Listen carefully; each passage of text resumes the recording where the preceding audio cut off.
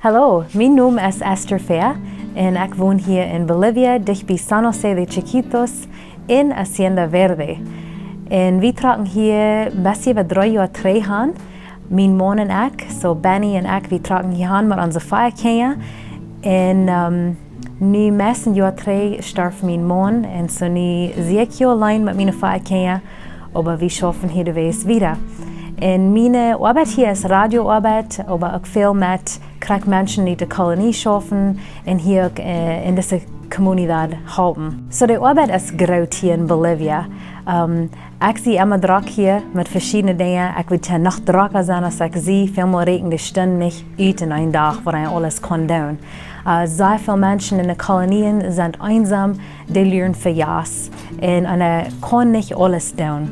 En so hier sind ungefähr 150.000 Mennoniten hier in Bolivia.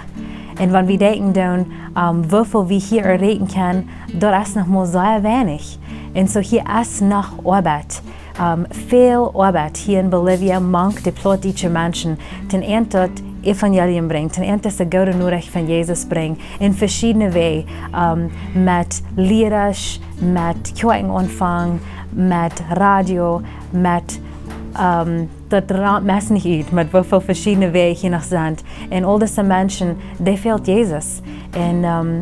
En ik geloof ons Tiefland uit. We weten niet wanneer Jezus wordt terugkomen en waar we zoveel metnemen als we kunnen. So, hoe komt dat we hier in Bolivia zijn, dat we deze roep houden te Bolivia? Zodat jij twee mijn dad zijn familie. Wens ik nog niet mooi geboren ben, trok mijn dad zijn familie van Mexico naar Paraguay, later naar Bolivia. En de jong alle wieder twee, die waren op ons ook niet in de kolonieën. En ik hoor immer veel geschichten van deze familie. Ik had nog niemals getroffen, mijn ouders waren 43.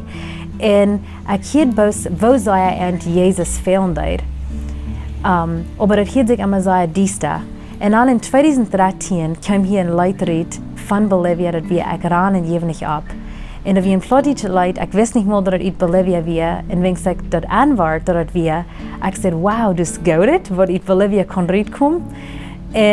En dat geeft mij zo'n hoopning. En er waren nog een paar andere dingen wat ook dan uitkwam van Bolivia. En dat wat mij hoopning geeft voor Bolivia. En ik dacht zo, krijg door wat we zijn. We moeten ook methelpen.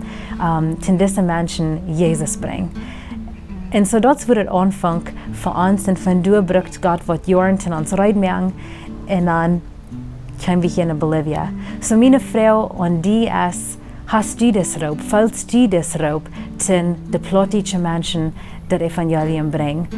Vielleicht hast du ook das roep in die hart, aber die werkst du dat niet.